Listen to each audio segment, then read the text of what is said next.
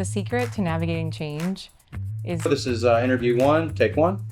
Curiosity is one of my favorite values. It is the spark that actually ignites real learning. Do people need to really be able to connect to those values in an organization? I don't necessarily believe that every single person in a company needs to live and breathe and die by those values.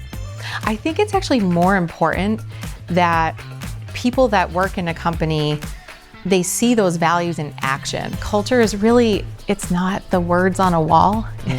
Culture is actually how the work gets done. The chief people officer role has really morphed primarily into a chief change officer. What would be your advice for leaders in this era of transformation? In moments of transformation, we often need to be real with ourselves. You have to show up for people. You must show up in hard times. You know, I think resilience is a really important characteristic. It allows you to actually view hard things as opportunities as opposed to problems or challenges, because you end up understanding that you're able to move through them. Can we make change more fun? Who said work doesn't need to be fun?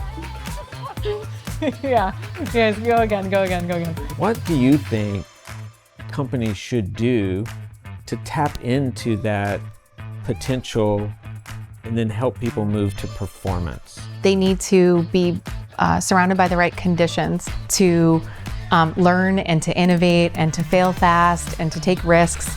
And those are the types of things that then ultimately translate into getting those amazing results. The conversation that people aren't having about AI, but that I think should be happening is bam! That was a good. Hi, and welcome to Leaders in Learning. I'm your host, Brandon Carson. Today, I'm sitting down with an absolute powerhouse in people leadership, Lauren Tropeano. Lauren has led teams through hypergrowth, shaping cultures that can scale and sustain under pressure. She brings a sharp eye for strategy, a big heart for people, and doesn't hold back when it comes to calling out leadership myths. So how do you build trust, resilience, and high performance in the middle of nonstop change? Stick around, we're diving in. So I'd really like to start with a little bit of just your journey and how you got to where you are as Chief People Officer. Yeah, let me take you way back. In college, I studied in business for my undergrad. I went to Boston College. And in studying for business, you take business courses, and there was a course called organizational behavior. I actually didn't know that this profession even existed, this human resources profession. And I took this organizational behavior class and loved it. And I thought to myself, oh my gosh, this is like the people side of business. And I would love to do something like this. But I wasn't actually truly convinced that there was, in fact, a profession that actually had jobs like this. So I double majored in marketing and in organizational behavior with a goal to eventually get into this type of work, whatever that looked like at the time. And I remember in college going to a job fair and meeting a recruiter, and I was like, oh wow, that's a cool job. Again, I didn't know that type of a job existed. And so that's how I got my start. I actually started as a recruiter and worked in talent acquisition for many years before then just really honestly putting my hand up while I was in talent acquisition to do different types of projects, program things, and just out of sheer curiosity, honestly. And in doing that, I was able to move into some other type of operational type of roles. And then eventually went to a company. In my time as talent acquisition, I worked for a tech company at the time called EMC, and they were later acquired by Dell, which is a very common name that most of us know. At that time that I was there, I got invited to go work for a company out in San Francisco. I was living in Boston at the time, which is where I'm from. And in that experience, we took about 800 people from a variety of different business units from Dell EMC and GE and VMware, and we mashed them all together and we created a company, which was what I called a startup on steroids. And I was part of that seed team that was responsible for putting all of the HR operations and infrastructure in place. And in that experience, I absolutely fell in love with building companies and that was, I think, the catalyst for some of the work that I've done since then. And in some regard, and definitely in some context, it's more challenging to find a great CPO than a great CEO. It's a very important and critical role, especially as we navigate the transformation that we're under that's affecting work across the board and the people that do the work. What are the most critical aspects of the role given today's nature of just constant transformation and disruption? I think what you bring up is really an interesting point. I actually just recently read an article that said there was some research that was done where it looked at the skill sets required of CEOs, and they actually mapped those skill sets to those of other C-suite members. And the C-suite member that was closest to possessing those same skill sets that are needed in a modern CEO is actually the chief people officer. And so to answer your question, what I would say is that first and foremost, any C-suite member, chief people officer or other needs to be a very informed business person. We all bring regardless of what, C-suite position you're in or any executive position you're in, you need to bring obviously your functional domain expertise, but you need to be thinking about the same business problems as your peers, but using and bringing the lens of the stakeholders and constituent groups that you serve. And so for chief people officers, it's, applying that business lens, but really also bringing a whole lot of empathy to the role, extremely savvy communication skills, meaning that as we are working with organizations and with people within those organizations to help them manage and internalize and, really function optimally in so much change. And you mentioned, this sort of, catalyst that's pushed us into this, space since COVID. We've really been, in a period of extreme change. And so you and I have talked about this in the past, but, as just in order to help people through that change journey, communication is really key. And the ability to bring empathy to those communications is absolutely paramount. And I think the other thing too is just really the ability to be very analytical. And what I mean by that is not just looking at dollars and cents and numbers, but really taking a step back and looking at and thinking about how do people feel about things? And, when you hear the word analytical, you often don't think about emotions. Right. But one of my biggest jobs is to help understand and analyze sentiment and emotions and how people are moving through and experiencing different things in their work experience. And that's a very critical skill set that I think the modern CPO needs to have today. You talk about change a lot. When you think about change in the period we're in, how do you map that navigation and transformation to what the people in the workforce really value? How do you steward a company culture and bring about this feeling in the workforce that they do need to change, but how do you architect that? I do like to say that the chief people officer or even chief learning officer role has really morphed primarily into a chief change officer because everything around us is so fluid. So many settings. And I'm just not referring to, things in the professional world, but even our personal spaces and our, lives we've just been appended in a lot of ways, whatever that means for individuals personally. I really see the major function of my role is helping carry people through change and shepherding them through that in a way that feels comfortable, natural, and organic and not scary. And I dare to venture to say, can we make change more fun? Can we make it more exciting? And can we make it feel almost exhilarating? And the way that you do that, in my experience, is that you have to work on the way that people view change. And it starts with making sure that those leaders understand, where they're at with their own change readiness journey and also how they're feeling about the change. Sometimes we are asked to do things and we have mandates and strategies that we ourselves may not fully be sure how it's going to go. And so we also as humans have our own feelings about these things. And in order to lead others through it, we have to do our own work first. And that often starts with having the right mindset, the right outlook, and the right skill sets in terms of our own emotional resilience and things like that to carry us through.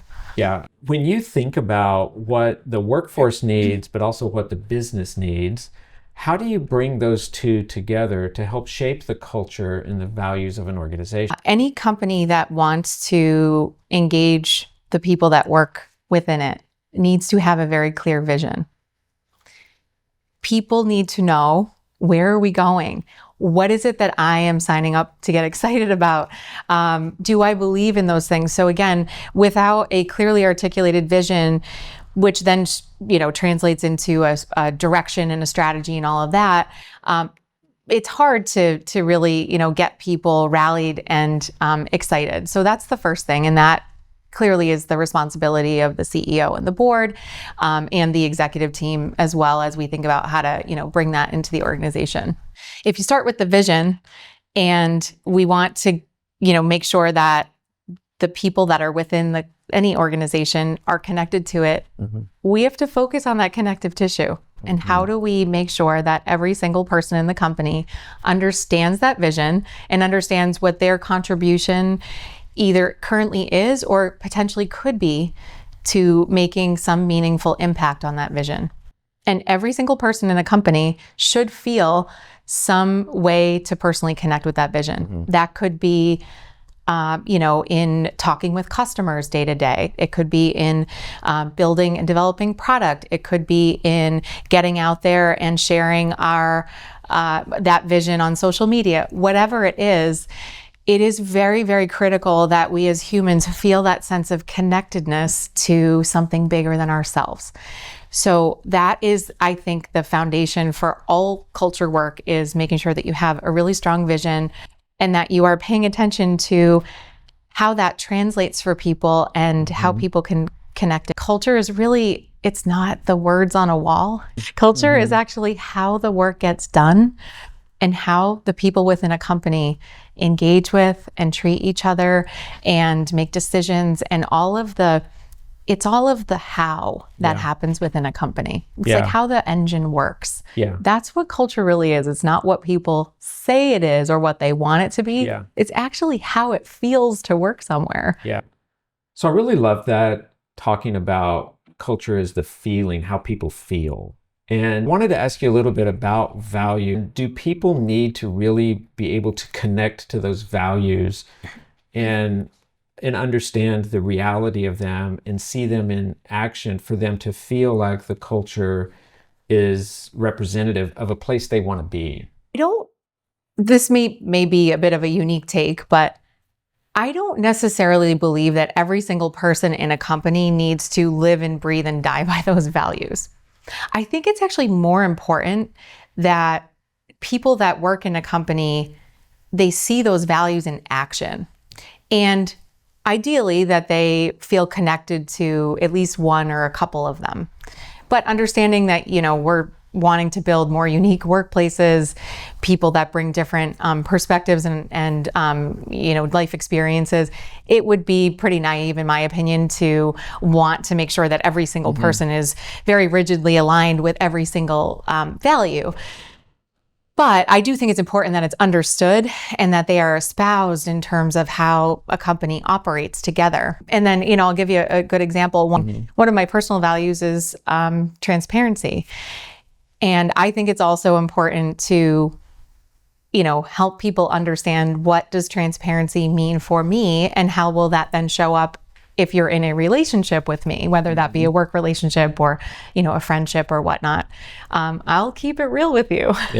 And that's something that is my personal value. And so similarly, when you take that construct into a company, it's really important for a company or an organization to define, what do we mean when we just use a single word?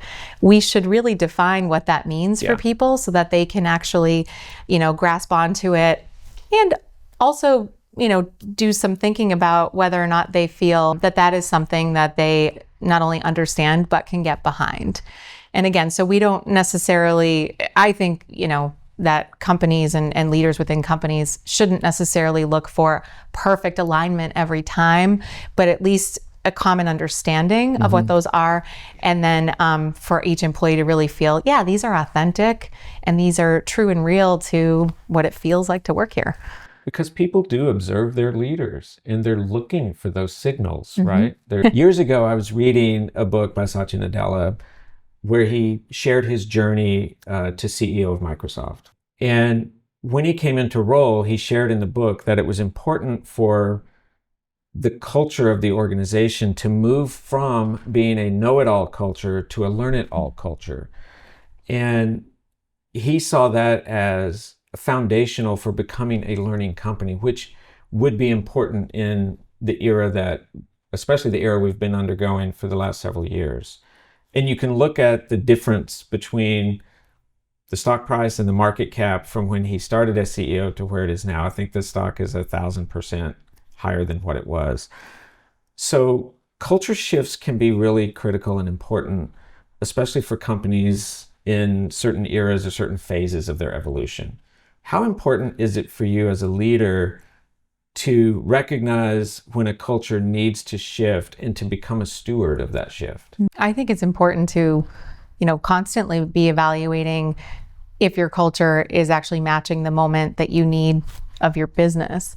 And I love that example because it is one that really illustrates the ability that a company and people within a company can have to unlock performance when they actually give themselves permission to not have all the answers.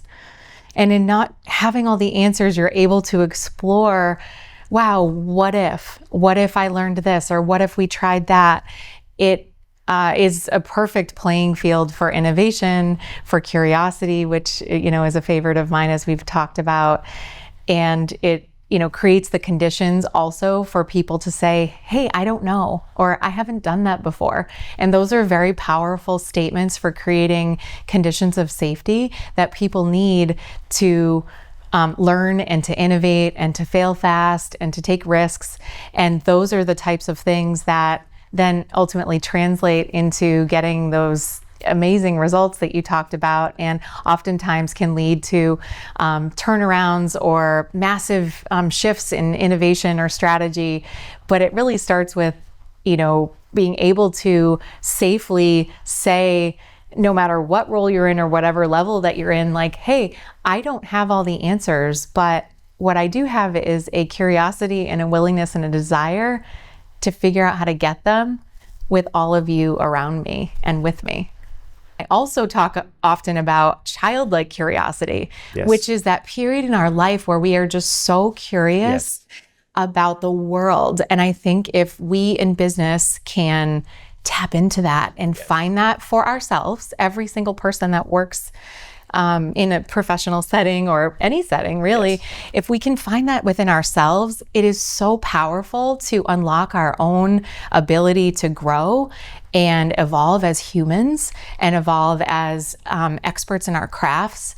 And, it just gives us such power to grow. And then again, that then translates, it's like a momentum that then translates into giving your all and being willing to take that risk because you're excited about it. And that's how you end up getting that, differential impact and results. It starts within us. It really does. 100%. And so why do you think, because for years I've been an advocate of game mechanics, for example, in the business place. And I remember years ago having this conversation at a forum, an ATD forum, with lots of other leaders, mainly learning leaders. And I was talking about game-based learning, for example. And one gentleman stood up and he's like, I can't have fun at work. Oh, That's not allowed. And I was like, isn't it inherently human that we like to play? And you mentioned our childlike curiosity. Why do we lose that in the workplace? And why does that have to stop in the corporate space, especially as we navigate so much complexity in the work now? How do we recapture that? Or is that a cultural aspect that we just need to spark in our organizations? Who said work doesn't need to be fun? I don't subscribe to that belief whatsoever. It was in fact, a moment I don't want to work for a company where I can't have fun. Because again, that is something that I seek in my life like playfulness and joy and silliness. These are not words that you typically hear coming out of the C-suite. Yeah. But at the end of the day, those are the things that when you think about happiness and, how someone shows up when they're really pleased or happy, those are the words that you might think about. So I would say first off, if I ever heard someone say, I'm not allowed to have fun at work, I would get curious and say, why? Yes, why not? question that. Allow yourself to go there. Yeah. And whatever that means for you, Brandon, you know this about me and I'll share. I am a big jokester. I like to play practical jokes on people. I like to use silly memes and, things like that. And obviously I can be very serious as well if need be. But I do think that if we can bring levity into the workplace, it makes doing hard things a lot easier. Yeah. So you've navigated both large enterprises, hyper-growth startups. What do you see in your role as kind of your back pocket skill, if you think about that key leadership skill that has propelled you through all these different experiences and has taken you forward? Yeah, the first thing that comes to mind for me is resilience.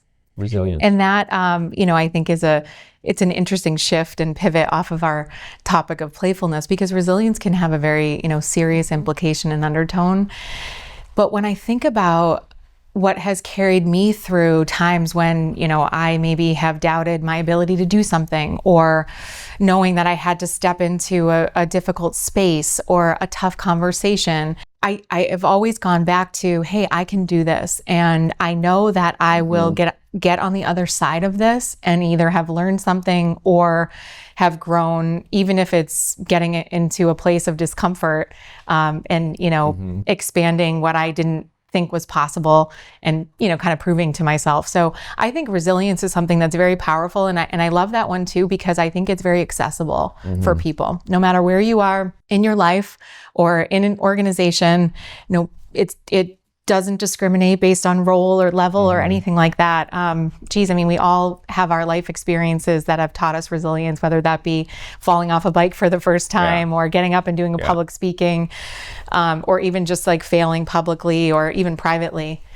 And so I think, it gives us, it's very relatable, and it gives us something to draw from. And then if you take time and reflect on pattern recognition in your life, I've done that with respect to this sort of thread of resilience. And what I found was, honestly, the times where I've been challenged the most and the hardest, the times when I've, cried or wanted to quit or give up, I've always come through those moments and actually have been very grateful for those hard experiences, because I have grown my resilience and have had really massive learnings in those moments. And I'm very grateful for that. So I think resilience, while it's painful to develop in some cases, it's very valuable in terms of knowing in your mind deeply that you can get through hard things. And then it allows you to actually view hard things as opportunities as opposed to problems or challenges, because you end up understanding that you're able to move through them very successfully. And when you are in companies, just to tie this back to sort of the corporate environment, when you're in companies that are going through periods of tremendous change and tremendous growth, there's a lot of hard things that need to happen. I think resilience is a really important characteristic. Well, if you're talking to aspiring HR professionals who may be on a track to seek a chief people officer role or a chief HR role, what are those skills and capabilities that you would advise people to focus on? First thing that comes to mind is change agility with respect to context shifting. So you mentioned that. Shifting, yes. That's one of the things I love most about this work, is that no 2 days have ever been the same. I love that. But also just the ability to connect with people and to just listen and be with people, because you get so much when you actually just show up for people. Yeah. You gain so much, as well as obviously, that individual ideally feels supported for you. But I feel you you as a professional in this work can learn so much from people. Yeah. And oftentimes it doesn't even require words, it just requires ears. Well, I was watching an interview with Jeffrey Hinton, who is looked at as the godfather of AI, and he won a Nobel Prize in physics, but it was for his work around artificial intelligence. And he's very concerned right now about what AI does when its impact on the workforce and jobs. When you think about your role, how does AI shift this role? Does it, I guess, is the first question. And what does it mean for the HR function? I see it as a really great enabler, because I know I'm speaking to my fellow people leaders here. We're not the most heavily and extravagantly resourced functions out there. Exactly. And I see AI as being able to truly be like a sidekick or a co-pilot for us, and helping us do things more efficiently and more masterfully. And so I see it as a way to help enable us and accelerate our value without necessarily having to, add more headcount or add more, resources in other ways. So I see it that way. I also see it as a way for us to be able to reach more people.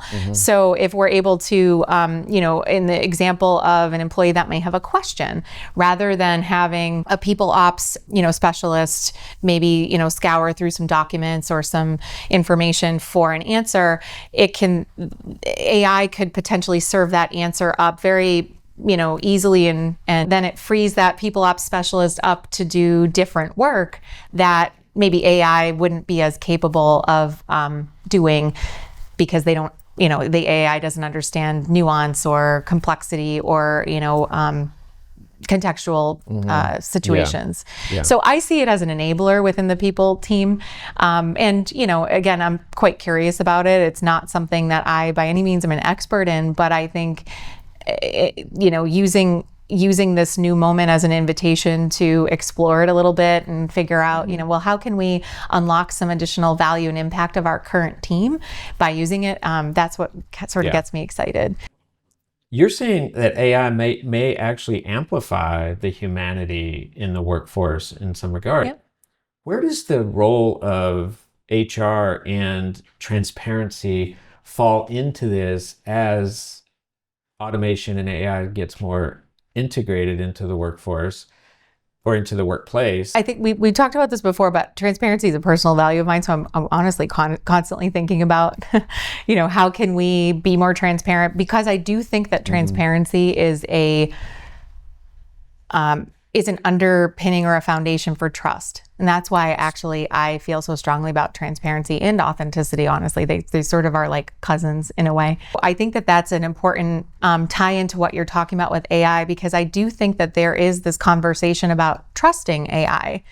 Do we trust that it's not going to take our jobs? Do we trust that the content is correct? There's all of these different lenses of trust around AI. But I think if, people, organizations, or companies can find that magical blend of human transparency and authenticity, and ideally, working towards building trust, but then allowing AI to play a role where it can, again, elevate the work of the human, people within organizations. I think that's that magic spot. And frankly, I think we're all just trying to figure that out. Yeah.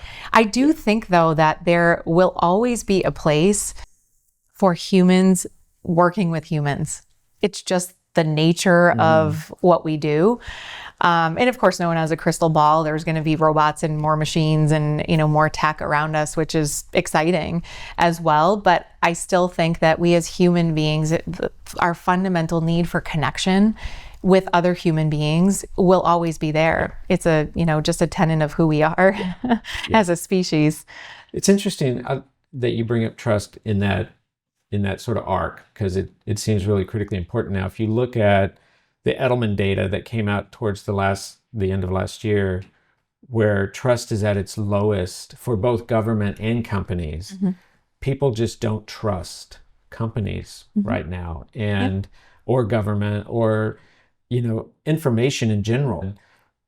People are really worried about whether the information they have is actually accurate or correct, right? And so, is there a role to play for us in the people practice when it goes to building more trust? We're in a world right now where people don't want to just be told something and, have that presented as truth or fact. Yeah. They want to peel back the onion and understand more context and layers. And in my experience, I have found that, when leaders communicate a fact to a team or a team of people or an organization without context, that's typically when trust is low. People are highly intelligent and they should be treated as such. And if you give people information that they need, that's one way that trust is really fostered. The other thing that I was going to say about this is that trust is really built based on people showing that there's a direct connection to what you say and what you do. You have to show up for people. You can't, again, just say it or preach it or put it on a wall, but you must show up. And in particular, you must show up in hard times by doing the right thing and being worthy of trust. So it's the two things, which is when you're sharing information, you have to help people unpack it a little bit and understand it, not necessarily agree with it, but they must at least have some information to understand it. And that's where I think some of the things that we see in the media or some of the things that happen in government, people rightfully so are mistrusting because they don't necessarily always have all the information that they feel they need to really get behind something. And then also oftentimes, again, using those same analogies, we see people talk about things, but then when really it comes down to it, they're not operating in that same authentic vein or genuine, trustworthy vein. So I think trust is to be earned, and it must be something that is authentic. You've spoken a lot about moving from potential to performance. What do you think companies should do to tap into that potential and then help people move to performance? I think that they need to be surrounded by the right conditions. And certainly, first and foremost, they need to have a leader that actually sees the potential and is willing to invest time and, in some cases, structure and maybe resources as well to help unlock some of that potential and translate it into performance. So I'll give you an example. So someone that has the potential to be a great leader but is currently an individual contributor, how then could you actually move them into a place where they're actually able to tap into that performance? Well, there's a couple of things. You could create opportunities for that individual to try on leadership, right? Informal mentoring, being a team lead, giving them a project to lead. Those are examples, right? Where it's almost like a little bit of a working opportunity to try it on. And the benefit of something like that is it gives the employee the opportunity to try it out, because we don't always know if we're going to like to do something or not. And it's a very low stakes way to do that. But then it also gives the leader the opportunity to be able to, kind of see how that person operates in that environment. There's obviously a learning component in anything new that someone's going to try. So, the leader should think about, how do I evaluate someone's readiness to actually perform in this capacity, whether that be from a skills perspective, like a technical skills or something like that, or in this example, also some of the qualities that are needed for them to practice and try on and have an opportunity to do in a leadership way. And some of those qualities may be inherent, or some of those skills may already be present, but in a lot of cases, they need to be learned, and they can be learned through on-the-job opportunities like what we just talked about a little bit, or they can be unlocked through training or through integrative experiences, learning experiences, things like that. But I do think it's really important that if organizations have people with high potential, that they are set up with the conditions and put into the roles and the places and spaces where they can actually shine and where that potential can truly be honestly exploited in the best way possible. And sometimes when companies and teams and leaders aren't able to unlock that potential, it's because the individual has not been put into the correct conditions. And that could also be that they may not be in a culture that is right for them. It may not be that that the company has the right opportunity or role for them at that moment. So sometimes those are the places where, you can run into a bit of a stumble or a fumble. So a lot of that says to me that it's important for leaders to be developers of talent as well. Yeah. Right. And to be intentional about that. I love that. Yeah. So when you think about transformation, that requires us to let go sometimes of what no longer serves us. Yeah. And lean into new challenges. Yep. So what would be your advice for leaders on what they should stop doing and what they should start doing in this era of transformation that we're in? Have you ever heard of Marie Kondo? Yes, I have. I'm OCD too, so yes, I've heard of Marie Kondo. I love it. I love Marie Kondo for many reasons. And no, I don't have the most tidy house, but I love her mantras in terms of really honoring something that had a place in our life or, held some type of an emotional, space for us. And then being able to honor that and then essentially say goodbye to it in some cases. And so as I think about, your question, that came to mind for me because in moments of transformation, we often need to be real with ourselves in that something that has brought us tremendous joy or was tremendously excellent in that moment of time for a company or for a team or for an individual may no longer serve us in this new horizon or this new moment that we're in. And being able to really honor that and then set it aside, I think is very important because it is not, I think there's a common misunderstanding that when new leaders come in and they want to do transformation or when companies are changing, they're essentially criticizing or insulting or throwing away the good work of the past. And I think that's a mistake, whether that be intentional or unintentional, but to honor the past as a vehicle for getting us to where we are, I think is very powerful. And then also being honest about how much space we have to, hold on to certain things and what things must be, put aside for the moment, or maybe forever, so that we can make room for something that's new that's going to bring us similar joy. So again, using that as a little bit of an analogy, I do think that can be a helpful way to think about, how to invite new things while still honoring and respecting legacy. Yeah. Again, it goes back to the consistent and constant change we're under as well. Right. Yeah. So love that. Yep. Thank you for being on Leaders in Learning for season 2. So good to be with you as well. Thanks for having me.